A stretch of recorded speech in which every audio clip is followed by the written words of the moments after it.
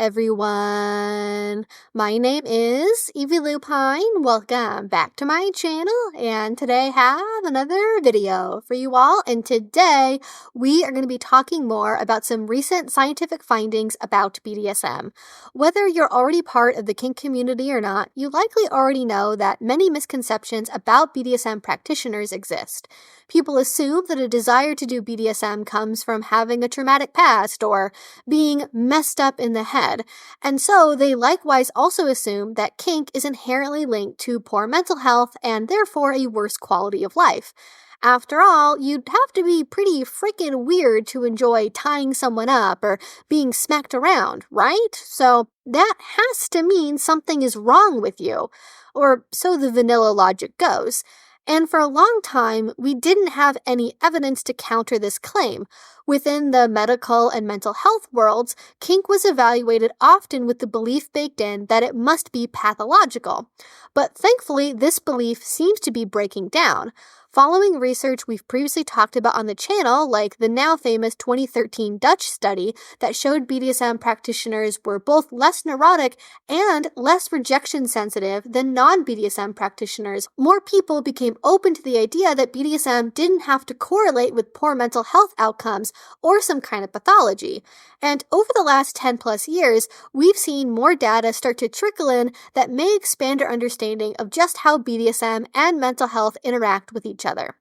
And that brings us to the main topic of today's video, a hot off the presses study entitled The Invisible Gate: Experiences of Well-Being in the Context of Kink Sexuality, published by Richard A. Sprott and Anna Randall in the Journal of Humanistic Psychology. We've actually previously looked at one of Sprott's other studies, Is BDSM a Sexual Orientation or Serious Leisure, published in 2019, and both co-authors of The Invisible Gate seem to be at the forefront of studying BDSM from a compassionate, non-stigmatizing lens. In fact, they're also both co-founders of an organization called TASHRA, or the Alternative Sexualities Health Research Alliance.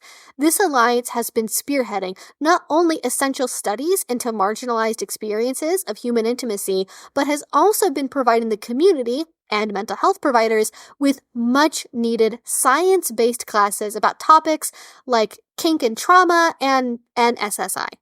It should come as no surprise then that Sprott has been part of the gay men's leather scene since the 90s, and Randall herself has also been involved with the pansexual BDSM community too. While I do wish that non-kinky researchers might also advocate on our behalf and do the kind of work that needs to be done to make sure we're getting the mental and physical health care we deserve, I am glad that kinky folk are getting to study their own community more. When I've previously talked to other researchers at different institutions, they've often been rebuked by their departments for expressing a desire and looking into our community, sometimes because they are members of it. But in any case, if you're at all interested in being a kink-aware mental health professional or a provider or a researcher, I highly recommend you check out their work, by the way. But in any case, the latest study, The Invisible Gate. Let's talk about it. It seems to be the first one in the field that seeks to move beyond the approach of kink. Does it mean that you're losing your mind? Into evaluating what the positive impacts of participation in kink might be. Now, I don't want to get anyone's hopes up about this study. It's not revolutionary, but considering the complete dearth of research on this topic, more basic groundwork does need to be done in the first place, and it's important. They looked at just over 1,000 people's answers to the following questions. 1, do you feel that your involvement in kink has affected your mental health, either positively or negatively? And 2, if yes, has that effect been positive, negative, or both? With the opportunity for survey takers to expand on their experiences related to the answer to the last question. Well over half, 66%, indicated that their participation in kink had a positive impact on their life, but that actually makes it sound like a lower percentage than it really is. Looking into the details of this study, just over 3/4 of the participants answered this question at all, about 78%, and of that 78%, 85% said that it had a positive effect on their mental health, and only 1.29% said it had a negative impact, with the remainder having a mix of both positive and negative experiences. And before I get into the rest of the study, at this point, the results so far seem to echo something discussed in the book, Tell Me What You Want. In the study that book is based on, they found that 91% of participants said that it had a neutral to positive impact on their relationships when they decided to act out their kinky fantasies. While it's not a one-to-one comparison, since a positive relationship impact is not the sum total of how acting on kinky desires can affect your life, that's about the closest comparable data point I can think of in any other existing research. That potentially means this 85% finding may not be a one-off outlier, which is fantastic news. But what exactly was so positive about doing kink? Positive relationships were one component, yes, and a popular one. Other common answers also included self-acceptance, autonomy, and personal growth. While the numbers were somewhat consistent across kink roles, a few trends could be observed in the data. For example, having a positive relationship was the most crucial factor for sadists. As a sadist myself, I can imagine why this might be the case. Think of all the shame and guilt and stigma there is around a desire to hurt people. Many of us are exposed from a young age to endless messages about hitting people being wrong, that pain is linked to evil and villainy, and if you want to cause that in someone else, you must be a bad person. Consent, naturally, is never part of that conversation, and so many folks suffer silently with a desire that they believe they can never act on because if they did, it would make them a monster. This shame and guilt is often much more profound among sadists than it is among masochists, at least in my anecdotal experience, to the point that even when sadists are in relationships, they have to do so much work just to feel like they're still a good person or acting in a moral, ethical way. So yes, I think finding that positive relationships are essential to sadists makes sense. It also might not surprise you to hear that switches most commonly valued autonomy at 58%. But do you know who else ranked autonomy high on that list? Slaves. Yes, slaves like autonomy from their relationships. Who'd have thunk it? I imagine that to a vanilla person reading this article, or even a kinky person with no MS experience, it would be really confusing to hear that. Like, what do you mean the person who identifies as a slave likes autonomy? Isn't that paradoxical? I'm actually not too shocked by this finding myself. Most of the self-identified slaves I know take an immense amount of pride in their role and see their ability to be what they are as sort of a radical autonomy practice. Their ability to give up power or authority or what have you totally to their partner is the most significant act they can do for themselves of their own free will. And by the way, to any slaves watching this video currently, I would love it if you could explain this in your own words if you see a connection there yourself to autonomy. And finally, there was one other interesting trend I noticed. Both tops and masters most commonly cited self-acceptance as one of the positive effects of kink on their well-being. While this study doesn't break down any gender differences in addition to the difference between kink roles, this is one category where I think potential gender differences could come into play. For example, female tops, masters, mistresses, and dominants of all kinds are often bucking some pretty intense social conditioning to pursue their desired roles.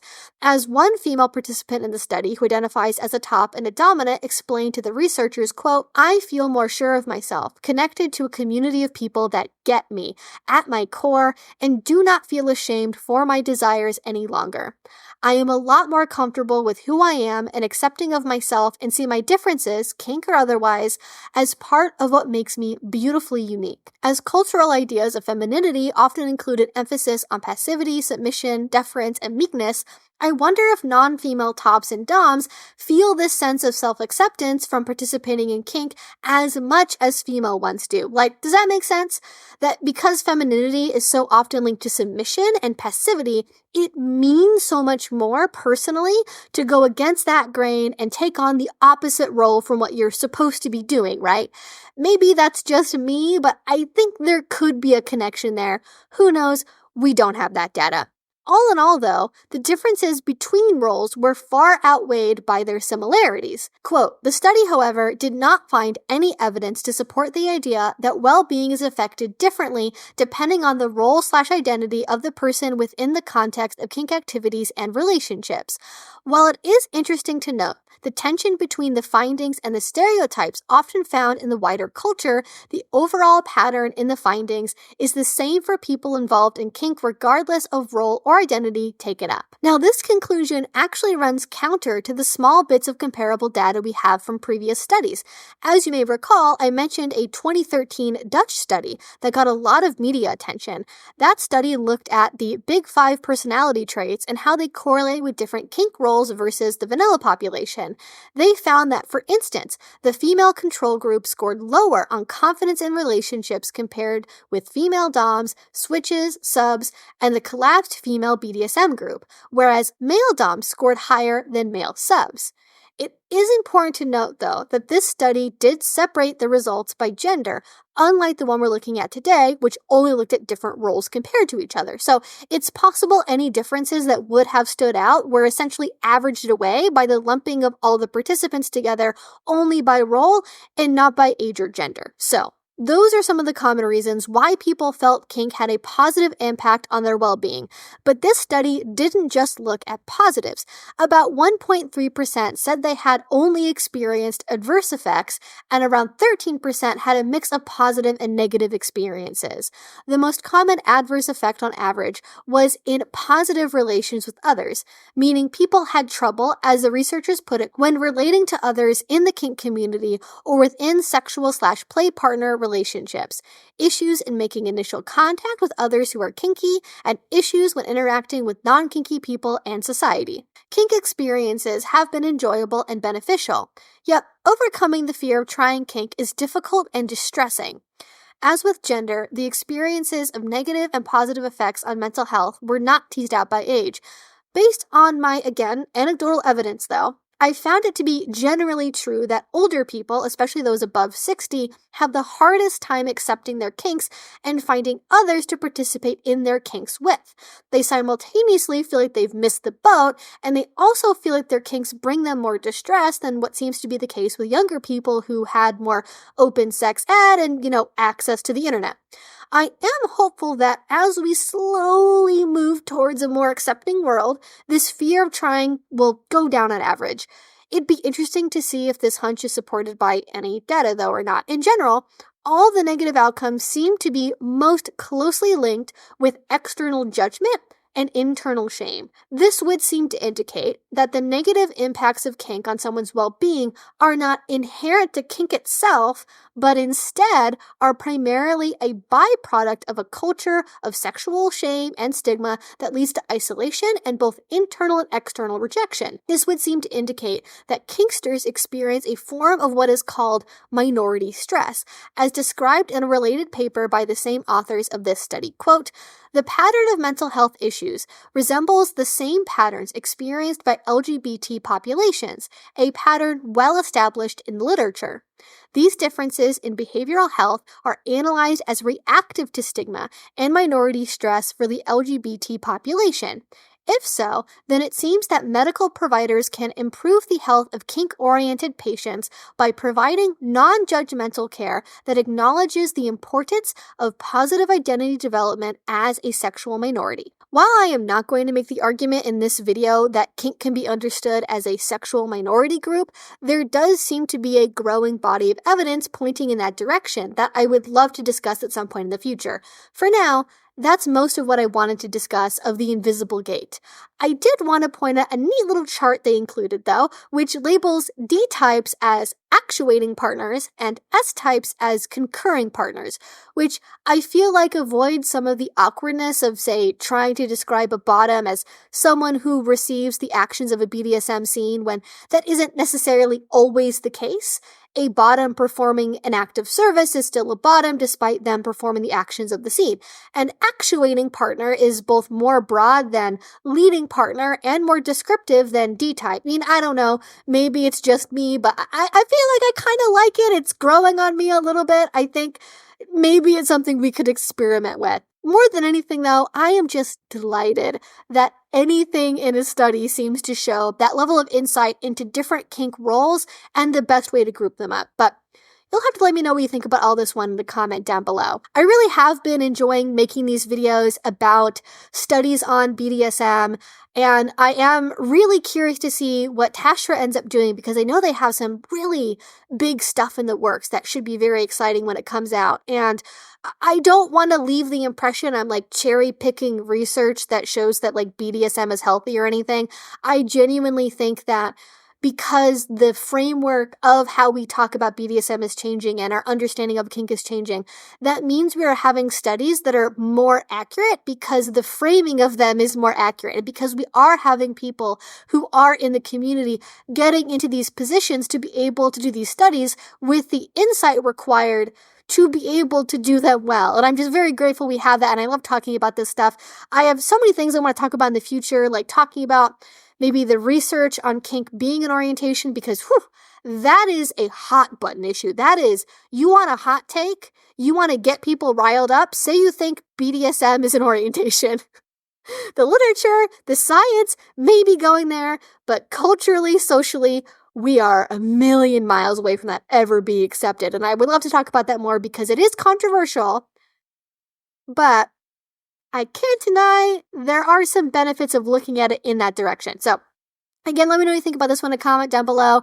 Any other scientific questions you have about BDSM that you really like to know, leave those in a comment down below too, because I'm very curious to see what kinds of things people would want to look for. I want to know about long-term relationship outcomes, like people who do BDSM.